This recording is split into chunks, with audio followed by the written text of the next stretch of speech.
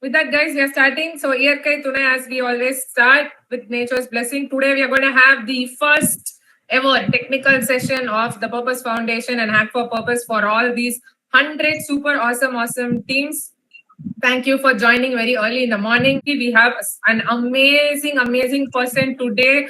And I saw the presentation, guys. You are going to love it so much. He has put so much effort into making it as entertaining and as informative as possible for you guys. So please grab all that knowledge, all that insight, all that wisdom, and make the best use of it. Thank you. We are just building up the session for your entrance. Okay, so thank you for joining early. So let's have it for the introduction prepared by our dearest Lakshmi. So she will take the floor, and then I will also welcome our guest. So Lakshmi, over to you. Yeah. Very good morning to one and all present here. And it's a very happy morning because we have a speaker who is in 28 years in the startup field when even the startup word wasn't there. So 9 diverse startups in various fields like petrochemicals, pharmaceuticals, trading, manufacturing, finance, and many more. So since 1998, he's just pouring out profits and success. Sinha being just synonymous with his growth. So welcoming you, sir, for this technical session on idea validation. We are very delightful and thrilled to have us with you. Expert in the serial entrepreneur and a startup evangelist, a seasoned mentor with an impressive career spanning over 28 years, as I mentioned. And his experience covers a broad spectrum, like including business strategy, scaling, fundability, and community building. And he's not only a key player in this entrepreneurial scale up, but also a trusted advisor who evaluates the fundability of emerging companies and also has worked with several entities and venture capitals, which had made him a go-to expert for insights and creating a successful ventures. In addition to his entrepreneurial endeavors, he's also actively contributed to industrial associations like SME Chamber of India and the Startup Council of India.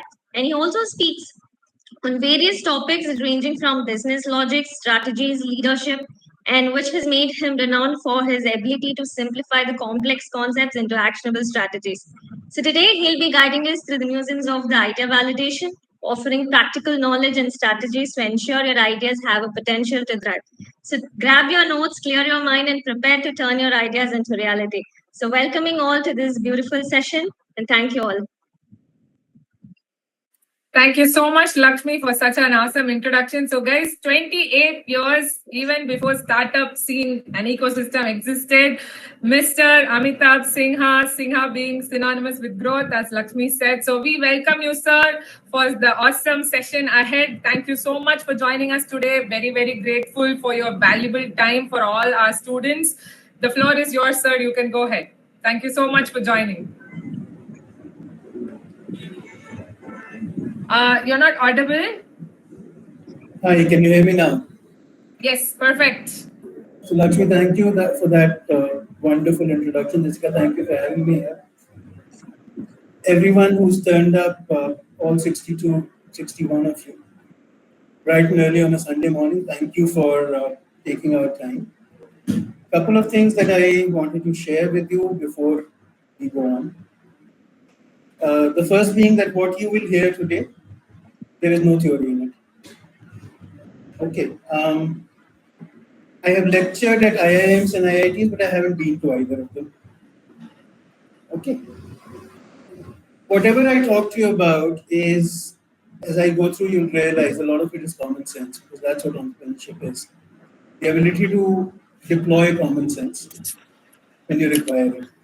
Okay. I normally prefer to do workshops so that there's a lot of questions and answers, because otherwise it just becomes theory. So I'm going to very quickly take you through a short deck on what are ideas, what is idea validation. Please feel free to keep asking questions. I don't know if that's the format that you favor, but that is a format that I'm extremely comfortable with. So whenever you want, raise your hand. I'm sure one of these ladies will see it and they'll let you ask your questions. Okay. As Lakshmi was telling you, I've had 9 of my own. starting from 1998, 99.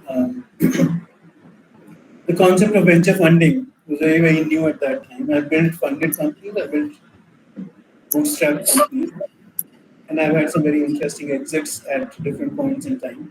But I think the sheer joy of it has been beyond just building a company. It's creating something that creates value. I spent a lot of time working with other young companies, and that's as far as I'm concerned, the best thing that I've done is what I'm proudest of. I've mentored some beautiful young companies, and my biggest gratification is now when they're successful people, when they're running very, very large companies.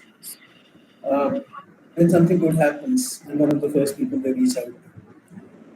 I hope that amongst this group, some of us will go on to build something impactful, something beautiful, something that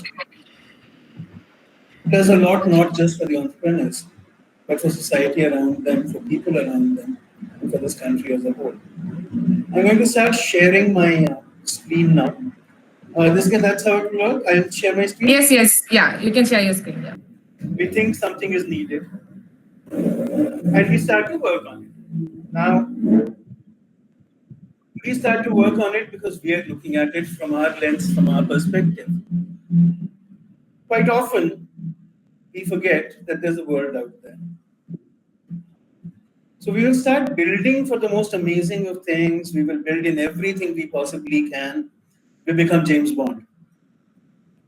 And one car will have the ability to swim. It will have the ability to fire rockets, fire bullets, fly.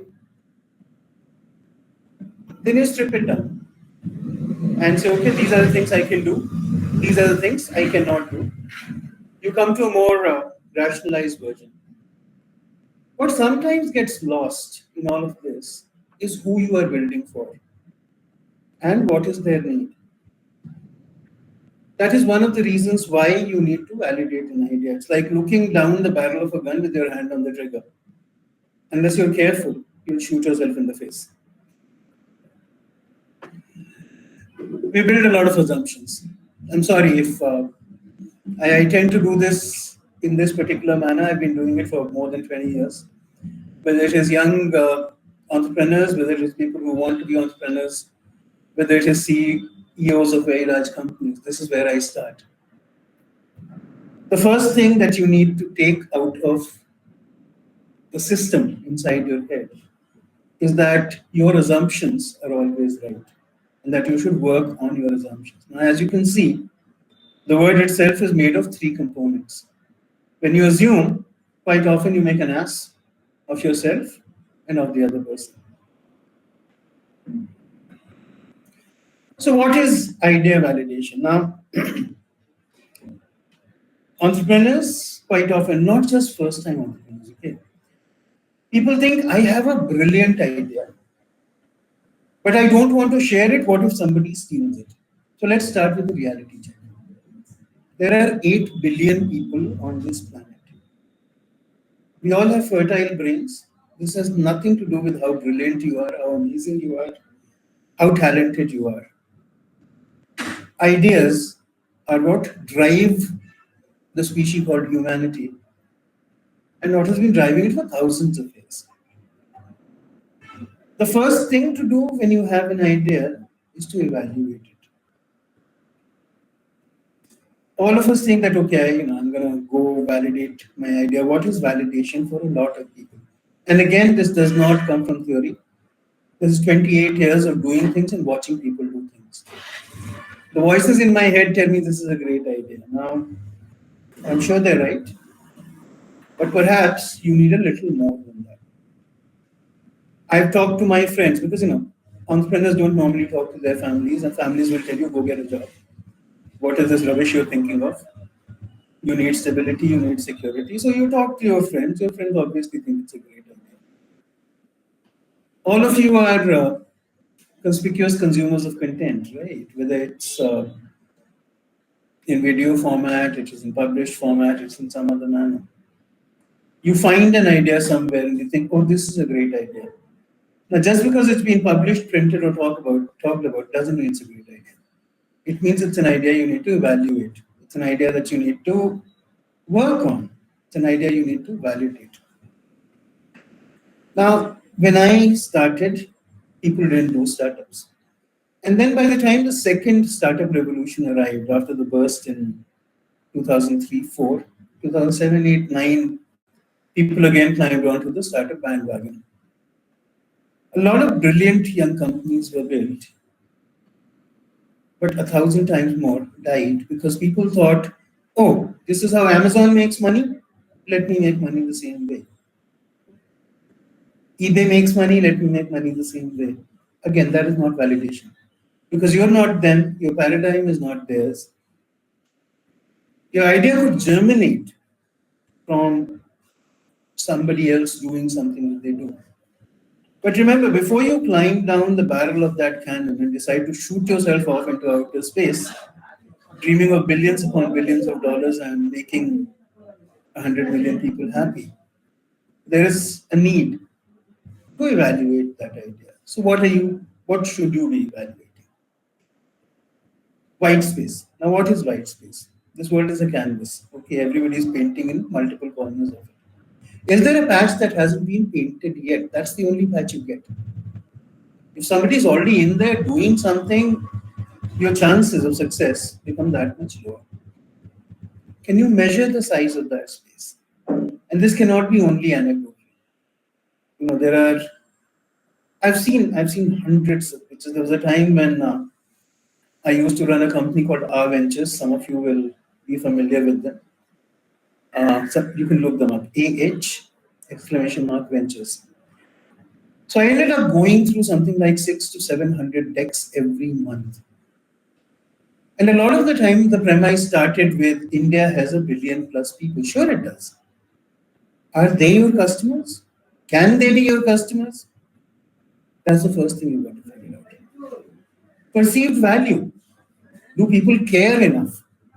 So unless you're in the top 5% of their most important problems that they are willing to pay to solve, rethink what you're doing. Ability to pay. Most of us don't have unlimited funds. Your assumptions on how important your idea is and therefore how much of your customer's wallet you can gouge into isn't validation. You've got to find the customer and figure it out. What do they make? What can they spend? Last but not least, will they spend?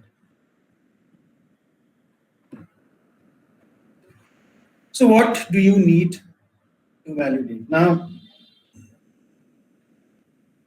the problem, always start with a problem.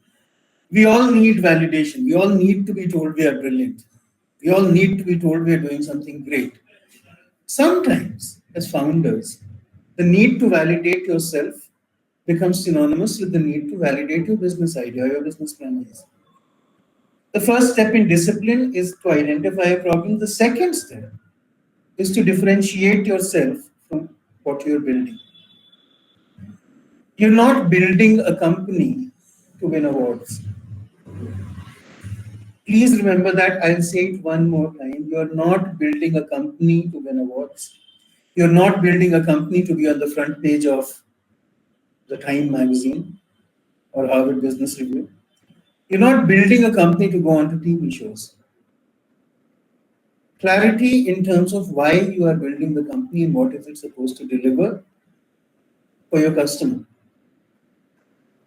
The stronger your focus remains on something like that, the better you're able to work with it, tweak it, refine it, define it, and carry on. So when we talk about, idea validation, it's like we're testing something, right? So what is it that we're testing? The first thing as an entrepreneur is please write down the hypothesis for what you are doing. This is happening in the world. This is a need not being met. Therefore, this is what I propose to do, and this is the concept that I'm going to test. So if you look at what's on the left-hand side of the screen, That's something that, that's a hypothesis that somebody is laying after 3 martinis. Don't do that to yourselves. There has to be a direct logical connect between the problem, the solution, and who's going to use it. The second part is, and this happens to the most experienced of us, because we so passionately believe in what we are trying to do, or maybe we desperately believe it. I don't know. Sometimes one is the case, sometimes it's the other. We write the hypothesis and then we go ahead and write the thesis. And then we start trying to push data into our convictions. Certain formula for startup death. So after you've written your hypothesis, the next stage in discipline is to figure out what is the data that will validate or invalidate. And please remember this. If you're looking only for data that will validate your idea, you will find it. But if you're not looking at data that might invalidate your idea, you're heading into something where you don't want to go. So what is the data? Where and how do you get it? Most importantly, the ability to take off our green lenses and study the data objectively. Part 2 of discipline, read the data. Don't look for the information you want in the data. Read the data, let it go where it will.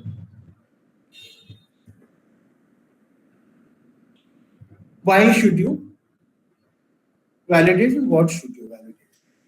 The very first thing is, what is my idea supposed to do? For whom is it supposed to do it? And how? I think this is around 2015-16 when the startup explosion had begun. There were venture capitalists who were dying a dozen. There were advisors, mentors, counselors, everybody. Not enough people who had built businesses. Not enough people who knew what is the logic behind businesses that they were building. And I remember doing this for a program organized by K Capital and the company that is now called PayU, where I just took my own personal data from 6 months.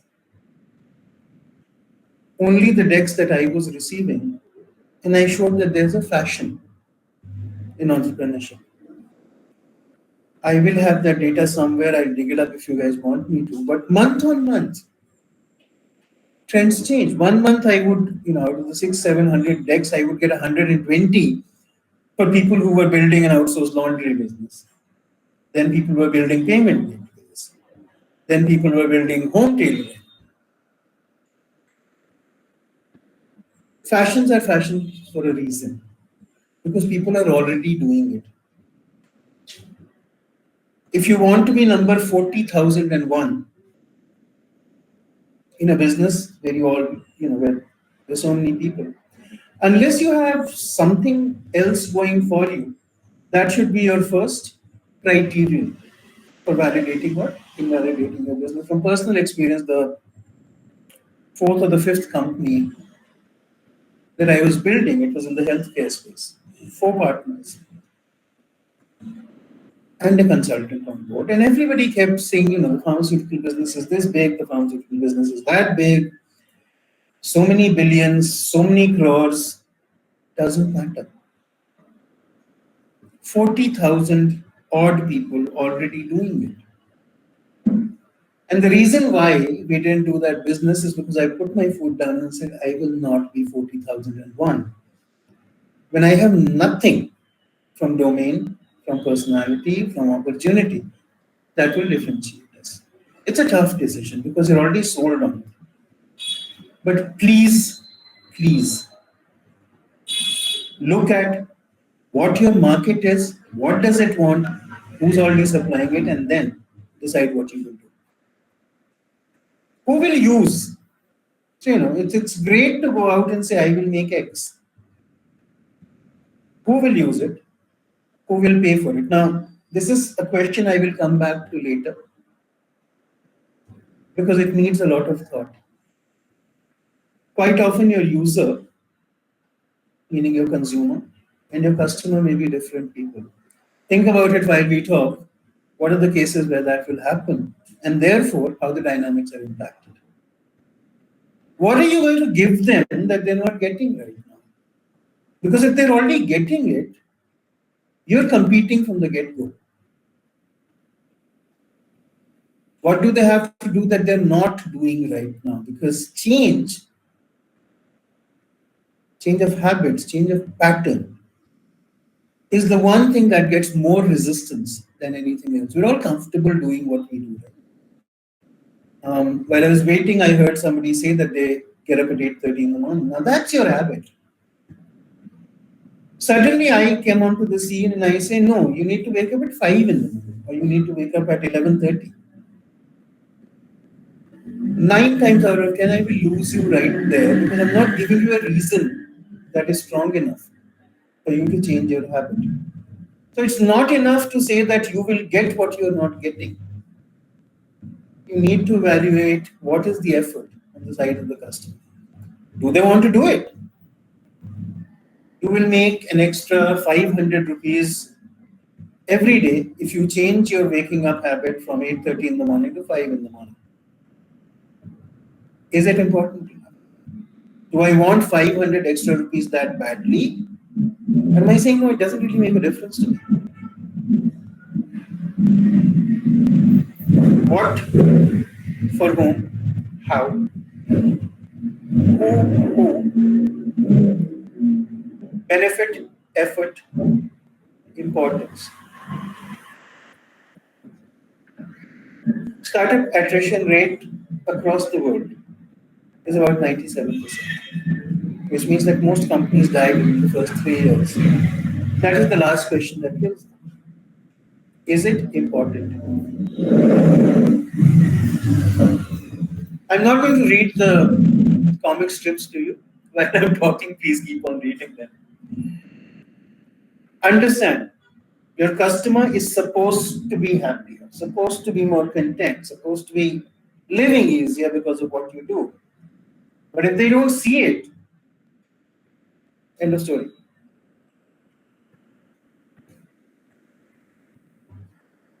Value proposition. Don't say I'll make your life easier. Everybody is saying that. How is important. In this case, I will look at the cartoon and talk to you. Because I'm sure it's familiar to all of you. All of you are young people. Some have recently been in. So could you hide that? I don't think they can read the 2 lines. One second. Can you hide it? Yeah. This is very important for them to read, so I want you to hide. Thank you. Yeah. Gentlemen, ladies, you've all gone through it. If you haven't as yet, please go through it again. You want to impress someone, right? How do you decide to do it? Jock route, intellectual route. Everybody follows a pattern. So, there's this one girl that everybody wants to talk to. Everybody offers to carry her books, right? Why should you be chosen? Can you make her laugh while you're doing it? I don't know. Is that what your customer is looking for? I don't know. But remember that there are solutions to almost everything that people are using. If you're offering a new solution, you give a small example. You've all heard of a guy called Mark Zuckerberg, right? Now, Zuckerberg realized that people needed to flaunt. People needed to feel good about themselves. So he built a company called Facebook, which is now called Meta. It's as simple as that. The need for people to show other people how exciting, how happy they are. That's what built Facebook. Now, it's not that before Facebook came along, people didn't have opportunities to do that. They did. They boasted in their families, they went to family functions and wore richer clothes, bought bigger cars. The value prop here was scalability across the world. Where Facebook started, I would urge all of you to look at where that company started and how it kept refining people's ability to flaunt. Now, Facebook has been around for a very long time. It started with people pushing out information that they wanted other people to have about how happy they were. Today, where it is people manufacturing information and pushing it out to show how exalted they are. I'm sure you all of you know kids in changing rooms of large format stores taking selfies. People putting up backgrounds of Switzerland and Africa, putting out selfies.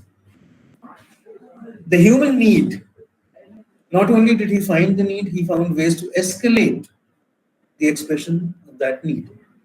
That is the task that you're setting yourself. It's not enough to put a solution into a white space. You have to keep feeding your audience. You have to keep bonding them to you. Facebook to Instagram, because young people like you were getting more impatient. They didn't want to log in every day and put up pictures. They wanted something that was faster, more gratifying, instantly. Something that allowed them to play more. Hence, Instagram, Snap, what have you. There's a whole bunch of others ahead of that. Please look at what else existed in the world around the same time. Look up a company called MySpace. Look up Orkut. Look up Tumblr. Two dead, one almost dead. Essentially trying to offer the same value proposition, but never managing to hit the nerve as Facebook and Meta did. Now, I'm no fan of Facebook. It's not a platform I use, but its power is something I understand. Once you got the customer hooked, you built a business out of it. But it took vision right at the starting point to explain to people that I will engage with billions of people around the world. Today, Facebook, in terms of population, is the third largest country on the planet. It would have been the largest, except China is not too keen on Facebook. Keep that in mind. Where is that growth plan? The value proposition isn't that I will carry your books and I will make you laugh. It's about I will carry your books and keep you laughing harder and harder. It won't be the same jokes. I will work hard. I will manufacture.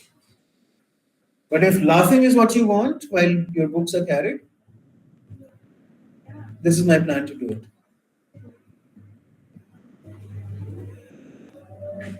Now, this one is critical. Like I said, we all go to our friends. Sometimes we venture a little further to ask people, what do you think of my idea? Everybody loves an idea. Nobody wants to be rude. So when you share an idea, people will tell you, oh, it's wonderful. Will you buy it? Yeah, as soon as you're ready. That's when you're dating. There is a time when you need to ask for a commitment and you will realize 95% of people disappear. Because they were dating. As a business, you don't need 50,000 people telling you how nice your idea is. You need 500 people willing to pay you for it. That's the commitment piece. Don't end your question with, do you like my idea? And it will seem difficult because people become very cagey around the time you begin to talk money. But when you say, will you pay for it? They'll say yes. But they'll be a little uncomfortable at that point. Then you'll ask, how much will you pay for it? How long will you pay for it? Can you send me an email saying that once this is going, you're happy to pay for it if it does this? Get that roadmap out. And again, these are uncomfortable conversations. These are not conversations you want to have. These are conversations that make you feel that you're being desperate. Please be desperate. Please be desperate. Do the unexpected, but push till you get a result. Not everybody will give it to you. People will fall by the wayside. Some of them will come back later if you're a success. But before you put everything you have into building something, you need one set of people, 15 or 20% of whom will actually pay you when you're going to get it out there. Because the moment you roll out, you may or may not need the money. You will need the word of mouth. You will need the reviews. You will need people talking to other people about what it is that you're doing and why they should examine. So, like I said, this is common sense. It is simple logic. But it is also an exercise in clarifying, in making sure that both sides are saying the same thing. They're looking at the same problem from a similar perspective. They're looking at the value from a similar perspective. Don't validate yourself. Validate your idea from your target customer and make sure, I reiterate, make sure that they're talking about what you're building and not you or what they know of you from the past. Please read the cartoon on the left because it is important. You do not need validation, or you may need it, seek it separately. Don't combine it with your business. Hugs aren't bankable. What are your validation goals? How do you measure the acceptability? And I've been talking about this for a bit. Will they pay? Number one. How much will they pay? And how will they pay? Will they pay you money? Will they say that, I talk to 50,000 people. If you make me happy, I will broadcast you. Both are good. Nothing wrong with either. Decide which one you want.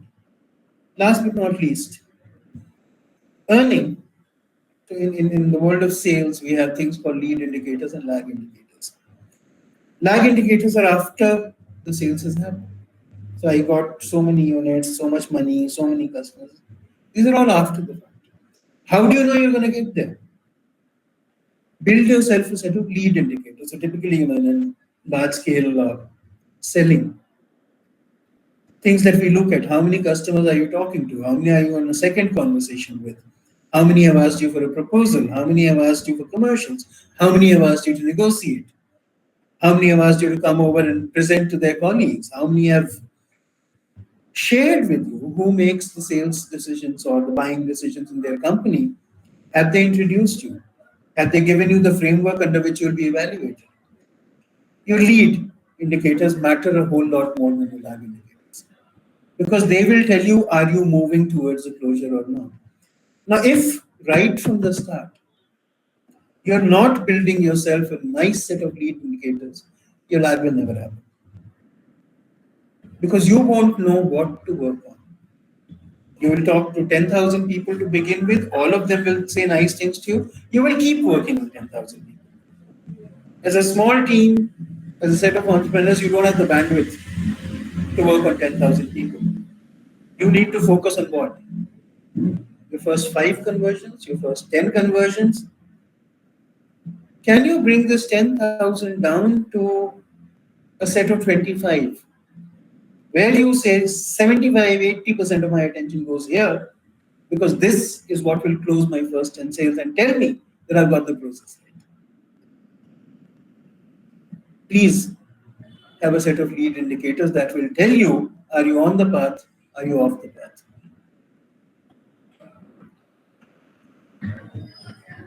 I keep coming back to this. Everyone has a settled method of getting the gratification that they need. You need to figure out how you are changing the game and for whom.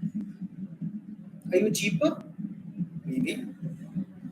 Are you better than the competition. People say, I have no competition because my idea is no. If you have no competition, trust me, you have no business.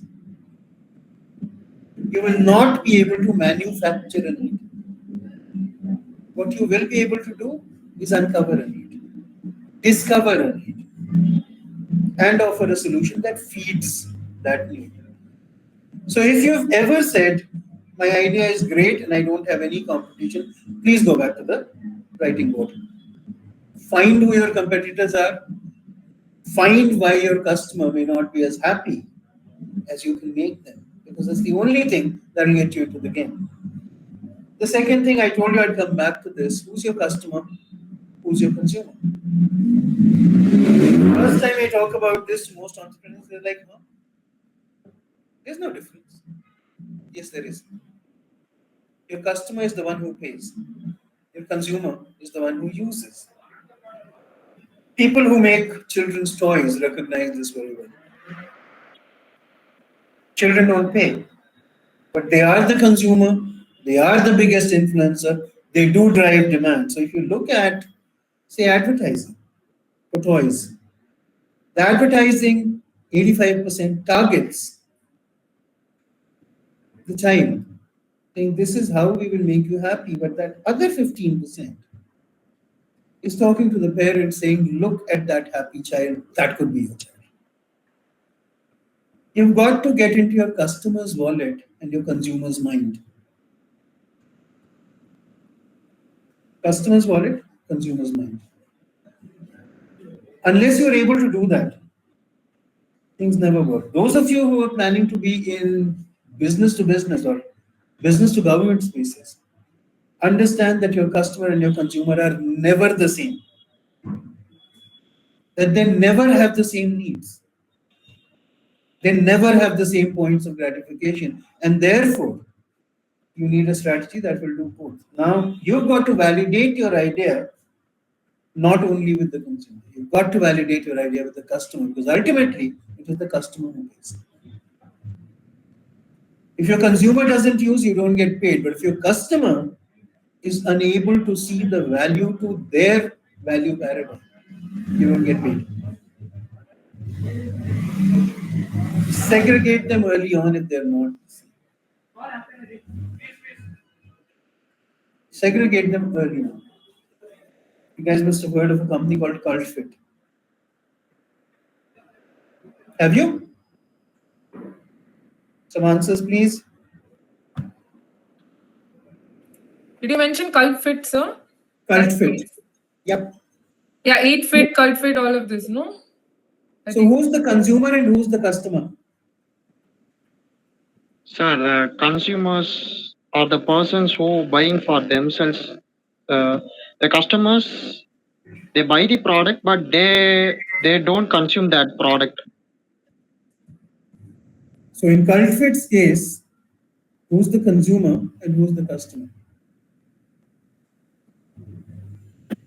So they are into fitness as such, right? The coaching and yeah, Mihir, please go ahead. Okay, so I feel the consumer is the person who owns the space where all the activities happen, and the customer is the one who makes use of the services. Okay, any other thoughts?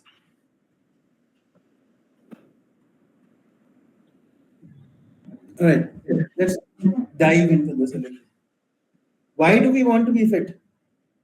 To look good and to have stamina, etc., right? Who is it for? Now, this is where the game becomes real. So, walk in to a CultFit gym, if you can, and ask 50 people why they are here. They will all tell you they want to be fit. Go beyond that. Why do you want to be fit? Who do you want to be fit for? And suddenly you realize that 85% of the people are in that gym because they're externally presenting. So the consumer, in this case, is their audience. And That audience doesn't pay you, but that audience provides the motivation for the customer. That's the person in the gym to pay you. Until you get that piece right, you will not be able to sell that gym because you won't be able to talk the right language. You won't be able to talk about six-pack abs. You won't be able to talk about leg day, cardio, and what it feeds into the consumer's requirements. Seems far-fetched? Maybe. But your consumer has nothing to do with how you get paid in that particular scenario. Why I choose a company like CultFit or a space like gyms? Because, and I've seen at least 300 companies die from this. We keep telling the consumer what we will do for you. You know, your liver will become healthier. That's not what they want to hear. You will become more attractive. This is how. That's why Mukesh Bansal, the guy who founded Mintra and now runs CultFit. That's why he's good. Because he goes past the customer's wallet to figure out who will make the customer pay. Mintra sold for a very small amount of money. CultFit is worth several thousand crores now. What he learned there, he applied here.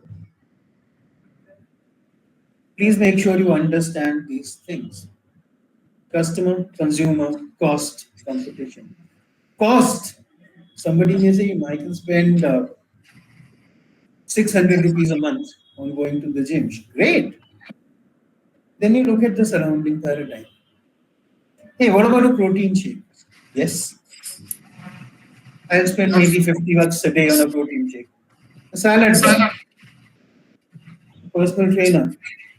Suddenly your size of wallet is 3,500 rupees and not 600 rupees. Question from Arun. So Arun's question is, lead indicators are used to predict the future performance and lag is used to analyze the past, if I'm not wrong. So which is primary for companies' growth, whether we need to keep track on the past data or we need to focus on the lead indicators for future growth of the company. Like which should we prioritize, he's asking, when we start. So look, they feed each other, right? For your future, you've got to know that your past works. So keep moving it forward. You can't do one without the other. You can keep on getting lag data, keep on analyzing it, but unless you know what are the steps to get to that closure, you'll have an issue. So I also wanted to quite ask this point. The thing is, like when you mention about the USP, nowadays it feels like everyone has already built everything. When you look at it from analyzing or finding out a problem, when you search, it feels like everyone's built everything, and it seems like there's not much to offer from a unique point of view. Sometimes this perplexed feel comes into the minds of the students. So how do they actually target a niche or an actual problem statement? Like where can they scour to find these kind of niche areas and problem statements which they can actually do some impact on? So this is a tough one, but I don't necessarily agree with you. November 2022 is when ChatGPT hit, right? Now, before that, not too many people were looking at that space. But when it hit, suddenly there were a bunch of people who were asking, okay, people don't know how to use ChatGPT. Can I quickly learn and teach them? White space. People don't understand what all they can do with this tool. Can I train them? White space. Now, one advice I have for young people who want to be entrepreneurs, don't go looking for an idea. Look at the world around you, absorb. That's where ideas come from. I built 9 companies in 9 different spaces. 6 of them technology-led, not an engineer. It was only from observing the world around me and seeing what is it that's missing. Where can I enhance their experience? So yeah, that's pretty much it. But I would say that the best way to find a workable idea is to keep monitoring what's happening in the world. The white spaces come from there. Okay. First of all, thank you. Sir, I have a question that we find our users somewhat illiterate. They don't know how to use the technology. So just now you just talk about white space. So what can we do to make them learn in a simpler manner so that they get used to our technology? First, whenever we are testing it, then we have to show to users. So your voice is very soft. Can you speak a little louder? I couldn't hear much of what you said. So I was talking about the user can be illiterate. Okay, so how to make them used to the technology we are creating? That's what we can include it in white space. But how can we do it? That's a very, very nice question, Shabir. Thank you so much. Especially in this country where 600 crore people live under the poverty line. And this is where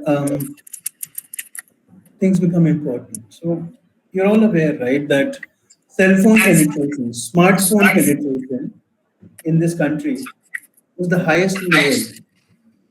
We are still talking about the same illiterate people. Show them the value. There are farmers who don't understand technology, who don't understand English, who probably can't read, but they have trained themselves to switch on and switch off their sprinkler systems because it gives them a benefit. I'll promise you one thing.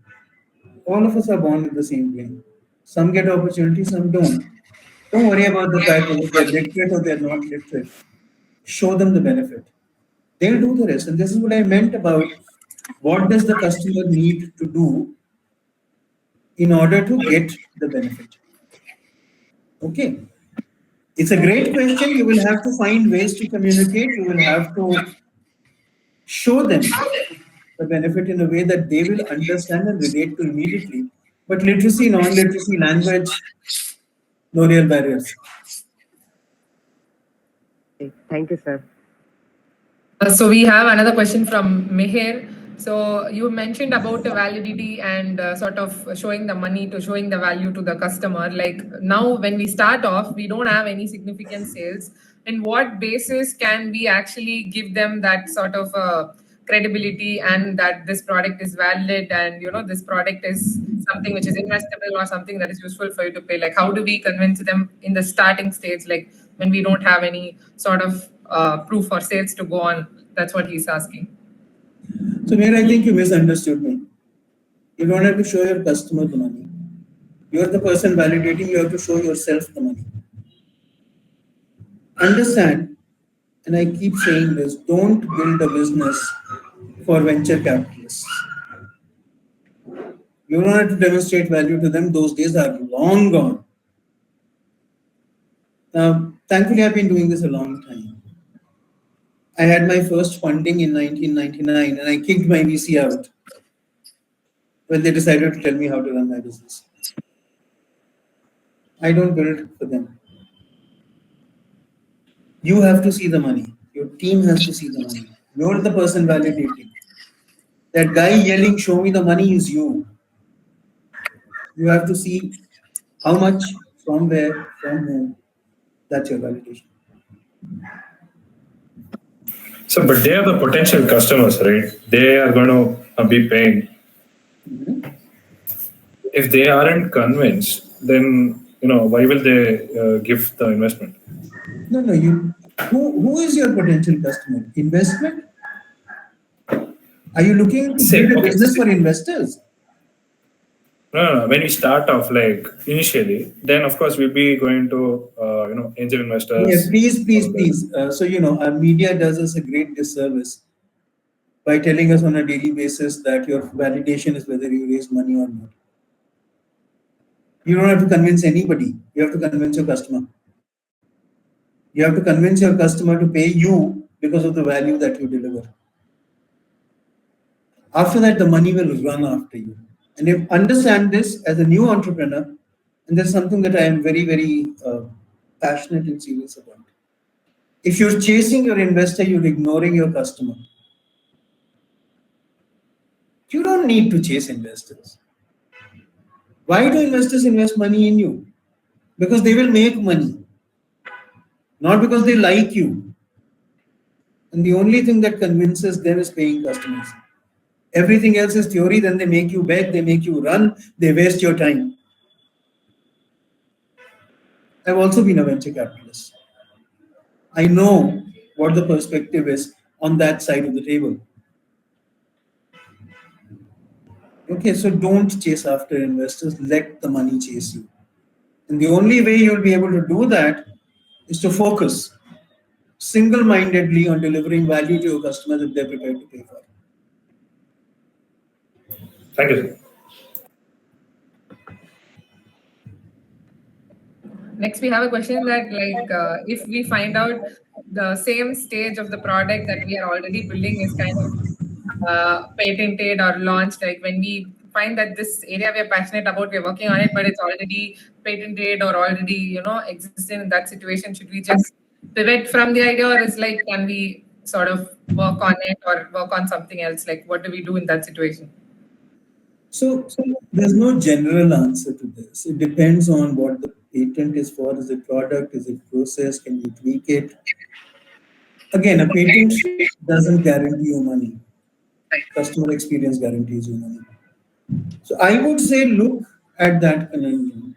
In a non-IP space, I will give you a personal example. We decided to build meetings and offices back in 2014. There were hazard things going on.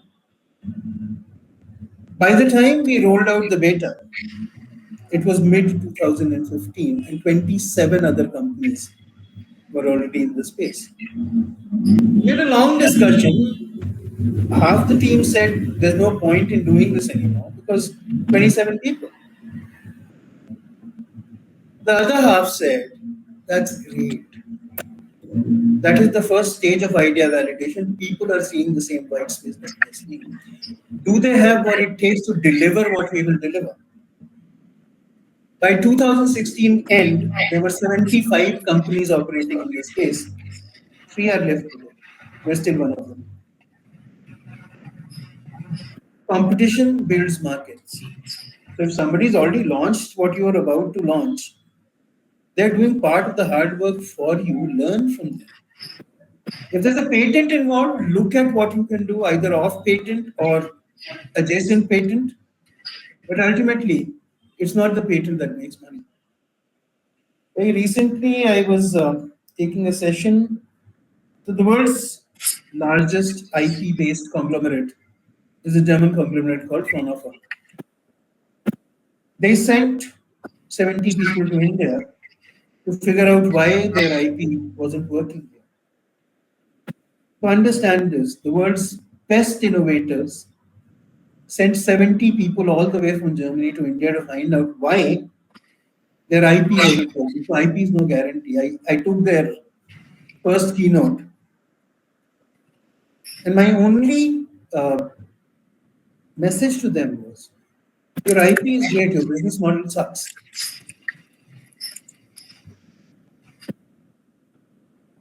It's not about it's about the business model, it's about the experience.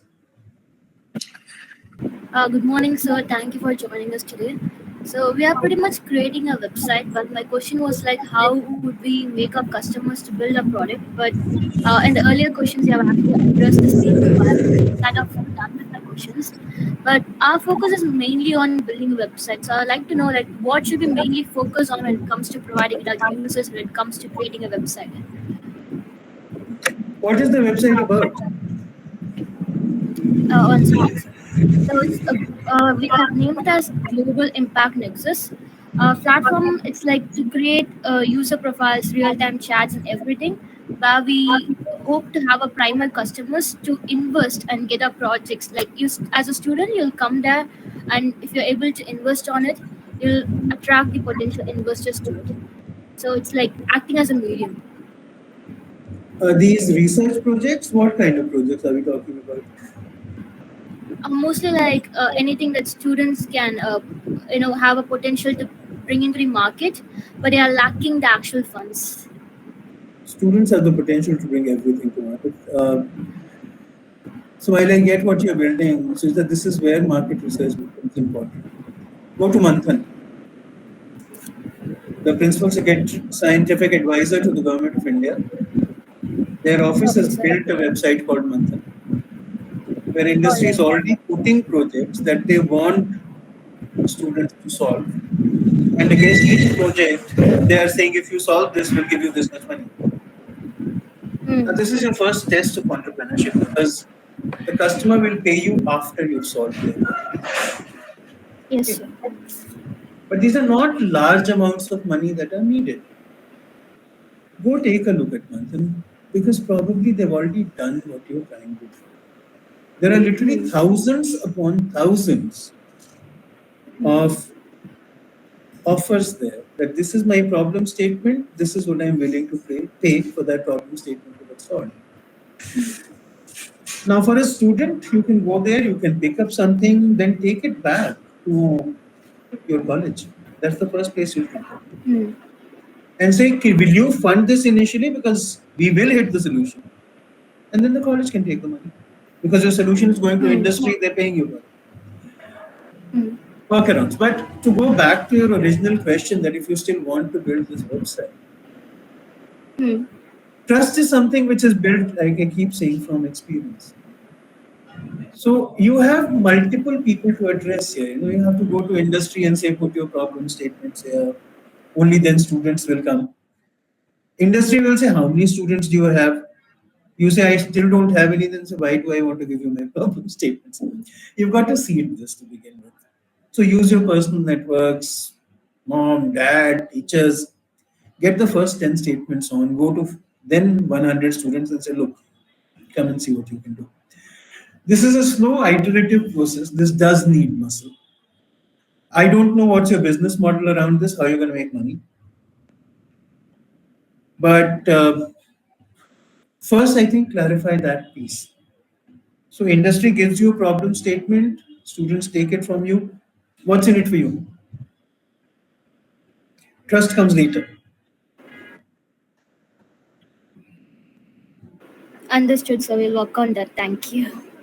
So next we'll move on to Tamil Mani's team. So they are working on a CCTV integrated AI sort of technology where they're trying to prevent crimes.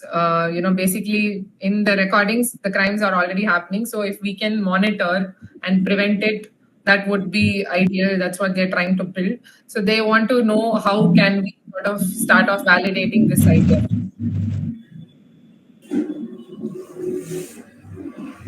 Who will you sell it to? Right? That's the first validation. So I don't know how you are planning to do this because crime identification and flagging is something a lot of people are already working on. You're seeing more and more instances where CCTV cameras in public places catch crime happening. Till now, it is mostly human. The Chinese, the Israelis, they built phenomenal algorithms that not only integrate crime detection but also facial recognition so that you identify the perpetrators very quickly. I'm not saying don't build it because they're building it. Please think of building it. In real time. So what is the problem statement? Okay, so one is artificial intelligence recognizing that there's a crime in commission, correct? I will have to understand how you are looking at building that recognition algorithm and what are the visual triggers, how you're going to train your system, because artificial intelligence is all about having enough data to make predictions. Okay. Happy to have that discussion with you once I understand a little more about how you're planning to do this, what is the logic that you're deploying. Your second piece is the alarm. How to use that alarm, who should it hit, how will it identify perimeter in which the alarm is active, uh, who all will it go to, only police, residential societies, private groups. At the core, the idea is nice. You've got to take it in bite-sized pieces. I would suggest first resolve the issue of how will that algo recognize that there's a crime in commission and what is the quantum of data at the back end that you will need in order to make it effective. Once you've done that, we can take it to the next stage. Awesome. So this is an interesting question. So one of our teams is actually building an eco-friendly sort of food delivery option. They are giving eco-friendly packaging options and more healthier options. Trying to build an idea around that. So they are saying that definitely we have very big competition from Zomato and Swiggy itself. So if this is there's already such a big competition in the market, how are we in this space? Like, can we even think about this space, or how do we sort of plan the next step? Why would you think of Zomato and Swiggy as your competitors? They're your future collaborators. They carry the food. Okay. Please understand that even before you can begin to think in terms of Swiggy and Zomato and what they will do, what they will not do, how much of your eco-friendly packaging can you produce? After that, look at who you're going to sell it to. Eco-friendly is something that sells. Do you want to start with large format retail and the people who showcase there? This is what I say, deep dive your problem. Validate your problem statement. Your problem statement isn't how you're going to compete with Zomato and Swiggy. If suppliers are willing to use your packaging, why should Zomato and Swiggy have any problems? In fact, at some point in time, if they see that it's a trend, it's taking off, they'll probably buy you. Yes. So sometimes we start crossing bridges that we haven't reached while forgetting that we have to take 1, 2, 3, 4 steps. Your problem today is getting that eco-friendly packaging, making sure it is printable, presentable, good to look at, doesn't stink, is durable, then taking it to 10 customers and saying, I can build this for you. So I don't know what you're talking about. I don't know whether you're talking baskets, you're talking bags, you're talking non-wovens, you're talking biopolymers, I don't know what you're talking about. So I will need a lot more detail to go beyond this, but your problem currently is not Zomato and Swiggy or anybody else. Your problem currently is getting samples, taking it to 10 customers and saying, this is great, you want to try it? Will you pay me? That's it, nothing else. The next is also another question for most of the B2B sort of focus. So here what they're saying is one of the technologies is actually from e-waste, they're trying to take copper and make lubricants out of it. So they want to supply these kind of lubricants. In that case, when we talk about bigger players, we are just a startup and they're not actually even ready to pay attention to smaller sort of startups like us. Like, how are we going to gain customers in this manufacturing industry when we start off? Who's your bigger e-waste player in this country? Sustainability is my core space. Tell me who's your big... And again, what are you building? Is it the technology? So we're actually targeting the lubricant industry. So our competitors are people who make the lubricants or greases. There are big companies in the country, outside the country as well. So I mean, we have our own USP and stuff, but again, in this space to penetrate, there are a lot of big players. So that was my question. I started my career with Bharat Petroleum. Lubes is something that and I've consulted with the biggest petroleum companies around the world, with the exception of Aramco. That's the only large-size petroleum company I haven't worked with. So understand what I'm saying. What is your product? Is it a lubricant? Sir, actually, alternative. So again, I'm saying don't cross bridges that you haven't come to. You are in no way and in no position to even think about competing with somebody who's doing billions. You can't do billions. You don't have the manufacturing capacity. Take the product and figure out who wants it. And I will guarantee you this. In this country, your first competitors will be the oil companies, who will say we'll use it on our vehicles first because we produce waste.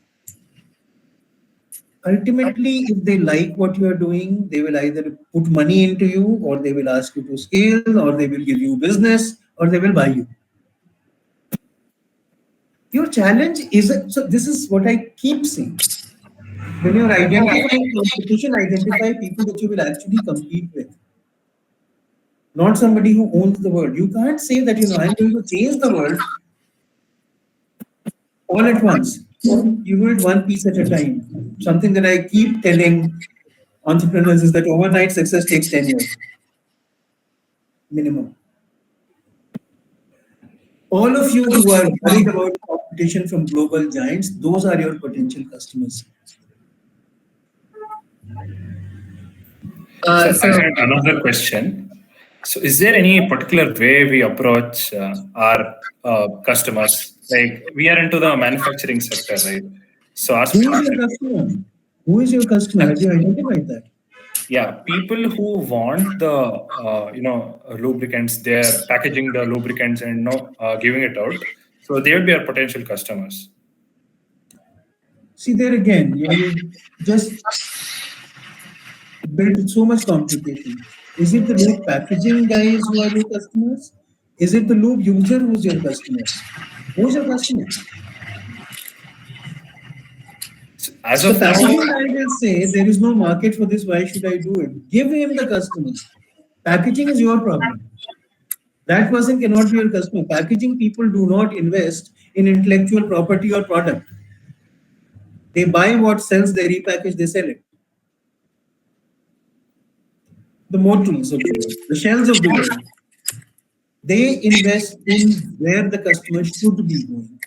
So if yours is a sustainable lubricant, one, find the customer that's willing to pay if your product costs extra. If it doesn't cost extra, go to somebody who's got green initiative to buy onto you from them. Don't confuse yourself. First, get the user. Okay, sir. Thanks. Yes, we have 4 more questions. So Sejal, one of our students, is working on an e-commerce site for Chhattisgarh's, the artisans and the local merchants over there. Especially in Chhattisgarh, they want to build an e-commerce site there. So, but what they're saying is for their supply chain, since they are all very, very small, businesses, to get them awareness about the tech and about the site and everything, it's quite a struggle. So how do we get past that, and how do we bring awareness to them about this? So Sejal, do you want to build an e-commerce website, or do you want to facilitate trade for your artisans? That's the first question you have to answer. If they don't have ideas about technology, that's okay. It's not a problem. If you're on the ground, you can be their aggregator. You can put them on Amazon and Flipkart. End of story? Yes. So, the problem. First, identify the problem. Shabir, you can ask your question. Shabir, you can ask your question if you wanna. Yeah. Hello, sir. We are building platform that connects user with shopkeeper for selling the e-waste. So my question: what are the key considerations for creating the platform that connect e-waste seller with shopkeeper to ensure fair pricing and user engagement? I'm looking for some of your insights. How can we do something better so as to move forward with this idea? Desika, did you hear the question? So here they are building a site connecting e-waste generation to those who are going to buy it. Basically, the e-waste generators and those who are going to buy it, they're building a platform for it. So they want your insights on how can we make this a good platform, which is kind of going to be useful for the people. So how do we differentiate, or how do we start this validation process? So let me understand this. You're saying on one side you have people who generate e-waste, Yes. right? And on the other hand, you have the e-waste Actually, recyclers. Is that the no. situation? See, we have no. The users is the all the users who want to sell waste, and the other side is shopkeepers, small shopkeepers who usually collects e-waste. Shopkeepers who collects e-waste. Okay, so the shopkeepers, the scrap people, they collect the e-waste, and the people who want to buy the e-waste. People who want to buy the e-waste already have supply chains. So do you really see a gap there right now? What is the problem you're solving? Actually, Sir, can I? Yeah, Shubh, you can go. Go on, please. So, sir, we are targeting that if you are having the e-waste, like you are having a non-working laptop, non-working products, and you are trying to sell to the shopkeepers, Right. and they are using that product Hmm. in working parts. If they are using working parts and build it to the another product, so we are trying to connect the shopkeepers and the users. So I am asking you, is there really a problem that you're solving? Whether it is Yes, sir. recycling, so recycling doesn't mean that you compact it and you put it out. Recycling also means you take out the parts and you put it somewhere else, and then you remove the metal, then you remove the other materials. Yes, sir. So I'm not very sure that the size of the problem that you're looking at is large enough to warrant a platform as of now. Most of the large producers of e-waste already have supply lines built in. They know who will pick it up, they know who will take it, they don't really care what is done with it. What you're talking about are the smaller guys who want to pick parts from e-waste, right? And you want to Yes. connect them to the guys who collect the e-waste. Not particularly difficult, but where will you make money? Okay, sir, from the In the side of scrap business, unless you have strong hold of one end, the guy in the middle will get crushed. What is the significant value you are providing? Will the people who are buying scrap parts to refurbish actually want to pay you in a predictable manner? Will they pay you a monthly fee? I don't think so. If you charge them per part, tricky business. Some days it's thousands, some days 10 days nothing happens. Validation is both things. Is there enough quantum? So you're already thinking about how to connect them. I would suggest please first work out, is there money in this for you to do? And if there is, how will you get that money? okay, sir. This is not a supply chain problem. This is not a platform problem. This is a business model problem first. Figure out the business model. Okay, thank you, sir. So the next is when we are providing high amount of value, the cost of the end product is also going to be higher. Is this something that we can convince the customer, or like we can address the customer? Like, will it work? That's what Deepak is asking. So look, when you're initially doing something, when you're building greater value, yes, cost is likely to rise. Not always, but it's likely to rise. When you scale it, the cost will come down.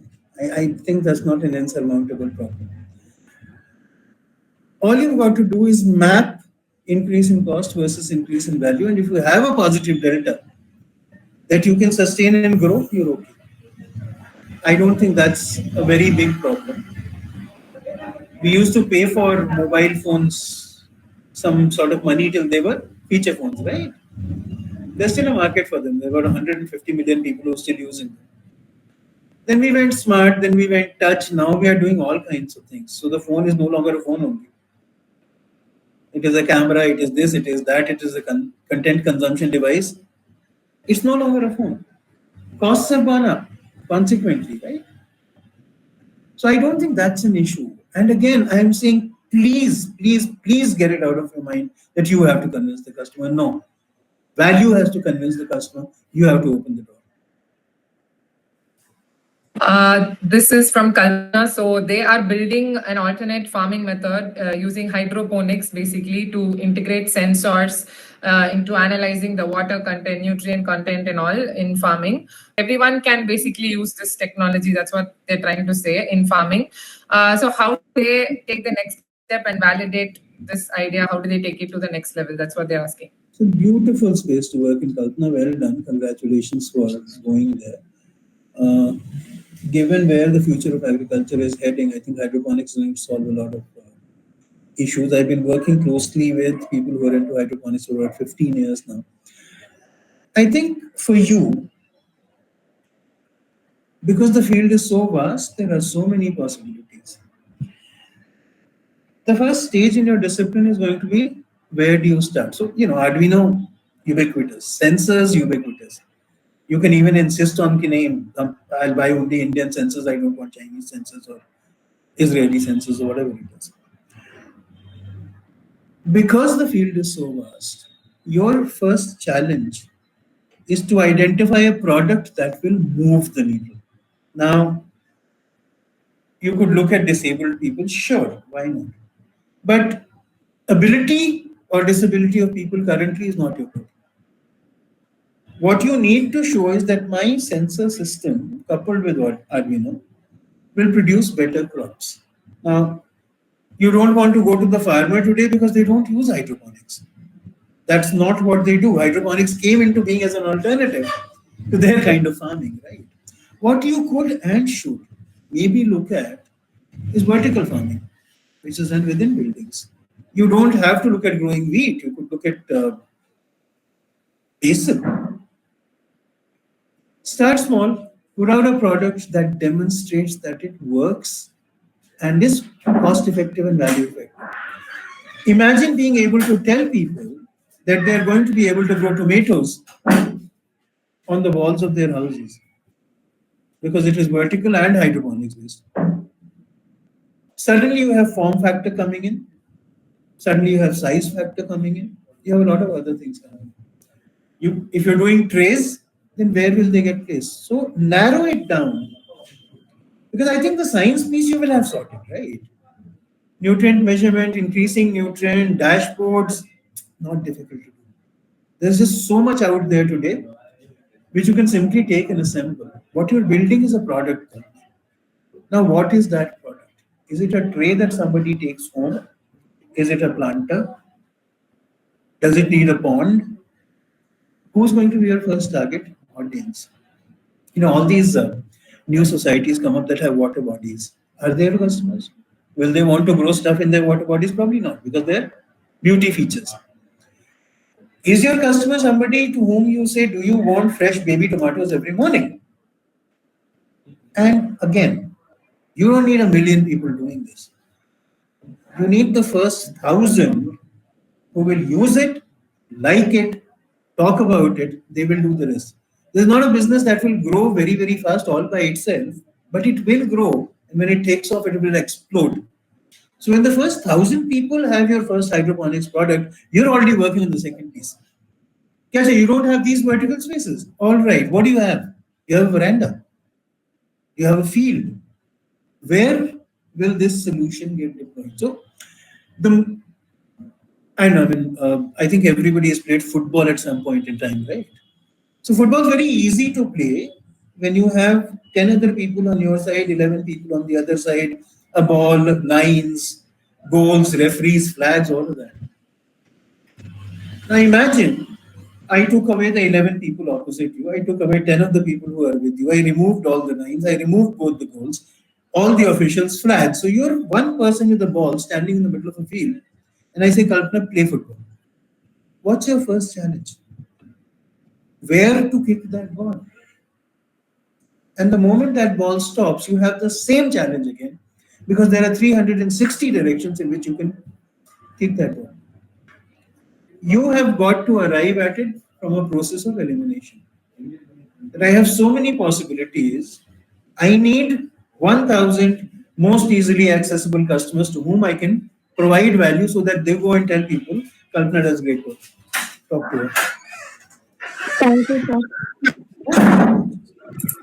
Last and final, this is a very, I think you will love this question. So the Shiva is building a personalized AI teacher for the students. And main reason behind this is because in AI integration into EdTech and implementing AI into teaching or selling courses, they're mostly focusing on selling AI courses, but not integrating AI into sort of the edutech space. And we see that a lot of EdTech companies also going bankrupt these days. So what they are targeting is instead of going to the individual targeting the schools, they're targeting individual students to deploy the product. So is this going to be much easier to get a broader audience, or how do we commercialize this? That's what his question is. Shiva, if you can add points also, you can talk to sir. No, ma'am, you summed it about. So I'm waiting for sir's. Sure. So Shiva, first off, congratulations, a lovely thought. As it happens with most ideas, you're about the 15 millionth person to have the idea, but it's still a great idea. You're right. The way we have digitized education sucks. Okay. But then most revolutions begin in that manner. Where you're not right is that nobody is focusing on this. Please go and look at NETF, and you will suddenly find that the government of India has a massive initiative that does nothing except look at technology products for education. The work that you want to do could be extremely valuable. Now, this depends on the technology that you're going to use. What is the algorithm? How will you teach it? And this is a humongous problem. So you may want to take it to individual students, you may not want to take it to individual students. That doesn't matter. But it's going to be a really tough sell to take it to individual students and convince them that this will teach you better than your teacher would. Because it is personalized. How will you gather enough student data from one individual to teach them the way they ought to be taught? Every time you look at technology, please look at the factors surrounding that technology. Artificial intelligence is only as good as the amount of data it learns from. Taking it to individual students, maybe at some point in time. Now, I don't see it. This has to be a large-scale deployment because data has to be fresh. The data from which your algo learns and therefore teaches itself has to be in huge quantities. So I don't know what you are planning to do with artificial intelligence. Personalized education cloud is now in the 5th year of its discussion. I've been working on it for all 5 years. It is the future, regardless of how you come at it. So, some people, they say that this is what the Gurukul system was. Great, why not? Because the teacher taught according to the student's capability and characteristic. That's what personalized education cloud is going to do in the future. That's a fact. In order to teach a machine how to teach a human, you've got to give it enough data. So it's not just your algo, and it's all about data as well. How will the algorithm learn? What will it learn? If you have a framework around that, I'm happy to deep dive this with you, because there is humongous opportunity. This may or may not ever become a retail situation, because the government will push this. Part of our problem is that we homogenize.